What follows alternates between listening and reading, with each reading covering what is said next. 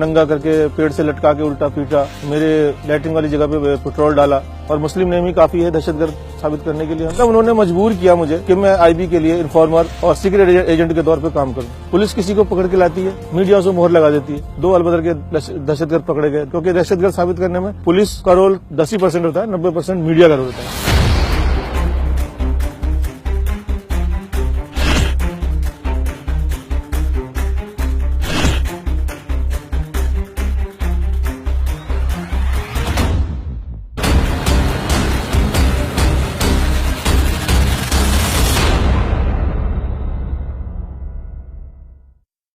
1991 में मेरे भाई के हाथों से एक झगड़ा हो गया, उसमें एक आदमी का मर्डर हो गया, उनके दोस्त का। उसके सिलसिले में वो 25 सालों से जेल के अंदर है। मैं वहां उनसे मिलने जाया करता था, तो वहां से पुलिस वालों ने मुझे वॉच करना शुरू किया। किडनैप करके मुझे ले गए मोरिस नगर क्राइम ब्रांच में।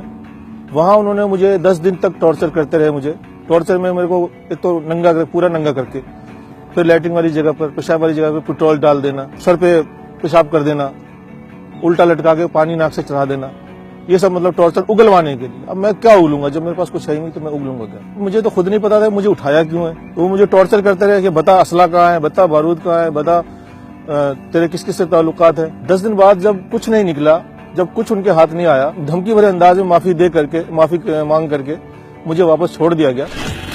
उसके ठीक 4 महीने बाद क्राइम ब्रांच चाणक्यपुरी वो मुझे उठा के ले जाता है। सेम वही कहानी दोहराई जाती है। 8 दिन बाद वो भी इसी तरह माफी मांग करके, भाई हमने गलत आदमी उठा लिया, हमें गलत इन्फॉर्मेशन मिली और आपका कुछ नहीं निकला, तो हम आपको छोड़ रहे हैं, लेकिन आप जो है आगे हमारे खिलाफ मत जाना। अब हमारी इतनी हैसियत नहीं थी कि हम उनके खिलाफ जाते, तो हमारे फादर ने जो भी कंप्लेंट की थी उस वक्त भी वो वापस ली गई। आईबी वाले धोला कुआं से उठाकर ले जाते हैं, तो सीधा सीधा डील। एक दिन टॉर्चर किया, दूसरे दिन उनके बड़े अफसर आए, उन्होंने सीधा बोला डील है भाई हमारी, या तो इनकाउंटर कर देते हैं तेरा, कि तेरे जैसे लोग बहुत मरते हैं दुनिया में, कोई फर्क नहीं पड़ता हमें, और मुस्लिम नेम ही काफी है दहशतगर्द साबित करने के लिए हम, या तो तू हमारे लिए इन्फॉर्मर का काम कर, या मर, या फिर जेल जा। मेरे पास और कोई ऑप्शन नहीं था, कोई रास्ता नहीं था, क्योंकि आप इतनी बड़ी एजेंसी से उलझ नहीं सकते, आप इतनी बड़ी पुलिस फोर्स से उलझ नहीं सकते। तो बस उन्होंने जैसा कहा वैसा मैंने किया। फिर 2001 से ये कहानी शुरू होती है। मैं वहां से उनके लिए काम करता रहा, जासूसी करता रहा। वो मुझे काम बताते थे, किसके पीछे लगना है, कहाँ जाना है, किसका पीछा करना है, किस इलाके में रहना है आपने जाकर, किस पर वॉच रखनी है। उस काम के मुझे वो 7,000 महीना तनख्वाह भी देते थे उस टाइम। 2 कश्मीरी लड़के के साथ, एक का नाम इम्तियाज था, एक का फैयाज था। मुझे जम्मू के रास्ते कश्मीर भेजने की कोशिश की भी, तो मुझे इंटेलिजेंस आर्मी ने पकड़ लिया। फिर जब उनको पता लगा कि आईबी के लोग हैं, आईबी के लोग छुड़ाने गए वहां मुझे स्पेशल गाड़ी से, हाँ कश्मीर, जम्मू बैरवाल थाना, आज मुझे थाना भी याद है क्योंकि वहां मेरे साथ टॉर्चर काफी हुआ था। उसके बाद उन्होंने कहा भाई रिस्क वाले रास्ते से मत भेजो इसको, इसका पासपोर्ट और वीजा बना के भेजते हैं कि भाई आपको पाकिस्तान जाना है, इन लोगों के बीच में रहना है, दहशतगर्दों के, वहां ट्रेनिंग करनी है, इनके बीच के राज आपको मालूम करने हैं, और फिर वापस आके हमें बताना है।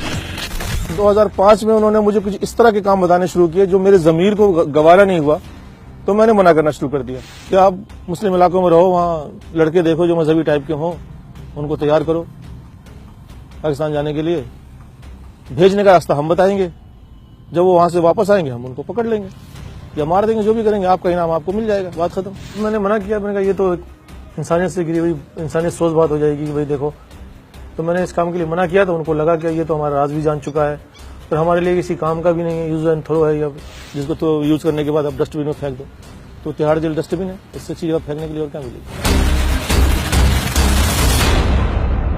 2005 में 12 दिसंबर को 4 बजे के आसपास मेरे पास फोन आया कि आप अपनी तनख्वाह तो ले जाओ आकर के यार। उसके बाद 4 बजे एक गाड़ी आती है सफेद रंग की, उसमें 5-6 लोग होते हैं, मुझे बैठने के लिए कहते हैं। मैं बैठ जाता हूँ क्योंकि मेरे अपने लोग हैं वो। जैसे मैं बैठता हूँ, मेरे को गन लगा दी, मेरी आंखों में पट्टी बांधी और मेरे मुंह पे कपड़ा डाला, सीट के नीचे बिठा दिया, सीट पर से उतार के मुझे सीट के नीचे बिठा दिया, और वो गाड़ी 1-1.5 घंटा चलती रही और मुझे वो किसी खुफिया जगह पे ले गए अपनी। तो टॉर्चर वगैरह किया थोड़ा मेरे को, और फिर बोला आपको 5-7 साल के लिए बुक कर देते हैं, हमने आपको बहुत पाल लिया, बहुत खिला लिया, और थोड़ा चर्बी जो चढ़ी है ना पर, वो थोड़ी चर्बी कम कर देते हैं। और जेल में रह करके अगर आपका दिमाग ठिकाने आ जाए, आप हमारे लिए राजी हो जाओ काम करने के लिए, तो हम वापस भी छुड़ा लेंगे आपको। हमारे फादर ढूंढते रहे, बहुत बुरी तरह ढूंढते रहे। अच्छा, इनके क्या अल्फाज थे कि एक बंदा आतंकवादी के तौर पर हम दिखाएंगे तो अच्छा नहीं लगता, एक बंदा और चाहिए। बकरा, बंदा नहीं बकरा। तो उस बकरे के तौर पर मेरे मुकदमेवार को, जो मेरा मामू का लड़का है, तो उसको 22 दिसंबर को उठाया कश्मीरी गेट से, फिर उसको लाके भी मेरे साथ रख दिया। 9 फरवरी को स्पेशल सेल के लोग आते हैं, आईबी वाले उनके हैंडओवर करते हैं हमें, वो हमें बाईपास ले जाते हैं, आंखों में पट्टी बांध के, वहां हमारी पट्टी खोलते हैं, वहां पर लीगल अरेस्टिंग हमारी दिखाते हैं, और असला बारूद और बैग जो हम घर से खाली हाथ गए थे, ये पता नहीं बैग कहां से आ गया, सामान ये कहां से आ गया, ये तो पुलिस ज्यादा बेहतर जवाब दे सकती है इसका। बस वहां पर शोर मचा दिया, क्या अलबदर के 2 खूंखार आतंकवादी पकड़ लिए, अलबदर के 2 खूंखार आतंकवादी पकड़ लिए, भीड़ इकट्ठी कर ली, और जो भी कार्रवाई, जो लीगल कार्रवाई होती है 2 महीने बाद गैर कानूनी हिरासत में रखने के बाद, जो लीगल कार्रवाई उन्होंने 2 महीने बाद की। हमारा दिमाग तो सुन हो रखा था कि हमारे साथ ये हो क्या रहा है। जो बैग उन 2 लड़कों के साथ पकड़े गए थे वो हमारे सामने खोल दिया, मीडिया के सामने शोर कर दिया, आतंकवादी आतंकवादी, पूरी दुनिया में बदनाम कर दिया। घर में कमाने वाला मैं 10 लोगों का परिवार में अकेला था, वो बर्बाद हो गए सारे, भूखे मरे। फिर मेरी वाइफ ने लोगों के घरों में जाके काम किया, बर्तन मांजे, क्या क्या किया उसने, कैसे कैसे जिंदगी गुजारी वो मैं 5 साल नहीं बता सकता। कि उसने 2-2 दिन भूखी रहे बच्चों के स्कूल नहीं गए वो 5-4 साल। मीडिया को बहुत बड़ा जिम्मेदार मानता हूँ। पुलिस किसी को पकड़ के लाती है, मीडिया उसे मोहर लगा देती है। अरे अभी कोर्ट ने प्रूफ नहीं किया, कोर्ट पे इल्जाम साबित नहीं हुआ, कोर्ट ने अभी बात गई नहीं, और आपने पहले ही साबित कर दिया, मोहर लगा दी। और मुसलमान है तो हर कोई मान भी लेता है, मुसलमान है दहशतगर्द होंगे। उसके बाद हम लोगों को जेल भेज दिया गया। पुलिस वालों को पता था इनकी हैसियत नहीं वकील करने की, उन्हें पता था सरकारी वकील ले लेंगे और चुपचाप सजा खा करके 5-7 साल 10 साल जो भी होगी चुपचाप अपना घर बैठेंगे। लेकिन इस बीच में इंसानी हमदर्दी के नाते एक सुफियान साहब एडवोकेट हैं, उनको जब पता लगा मेरे मामले का, और जो मेरा मुकदमेवार था, मेरे साथ मेरा भाई था, वो थोड़ा अच्छी फैमिली से बिलोंग करता है, तो उनके भाइयों ने बहुत मेहनत की, उनके भाइयों ने वकील खड़े किए, उन्होंने हाई कोर्ट में एप्लीकेशन लगाई इस बात के लिए कि इस केस की दोबारा जांच की जाए कि ये झूठा केस है, सीबीआई के हैंडओवर किया जाए। और उस वक्त के जो जज साहब थे उन्होंने माना, सबूत देखते हुए, कि ये पहली नजर में लगता है कि ये झूठा केस है।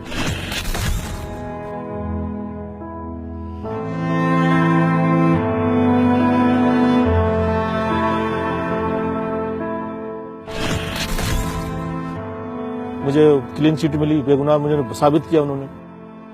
मैं बस एक शेर में अपनी बात, शायद मैं पूरी बात कह पाऊं, कि उसी का शहर, वही मुद्दई, वही मुंसिफ, मुझे यकीन था मेरा कसूर निकलेगा, जो खो गया है उसे ढूंढना तू ए नासिर, यहाँ जो डूबा है जाकर के दूर निकलेगा। मैं कहता हूँ इंसाफ मिला, लेकिन मुझे ये 25% मिला, 100% इंसाफ मैं इसको नहीं कहूँगा। क्योंकि 100% इंसाफ जब होता जब उन पुलिस वालों के खिलाफ कार्रवाई होती, किसी की पूरी फैमिली, पूरी जिंदगी तबाह कर देते हैं और आप अपने ऑफिस में आराम से बैठते हैं, ये इंसाफ नहीं है।